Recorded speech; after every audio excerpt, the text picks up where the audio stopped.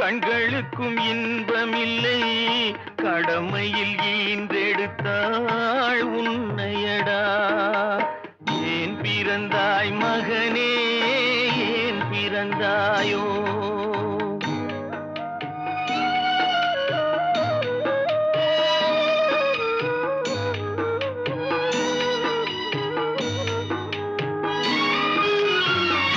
மண் வளர்த்த பொறுமை எல்லாம் மனதில் வளர்த்தவளாய் கண்மலர்ந்த பெண்மயிலை நான் அடைந்தேன்.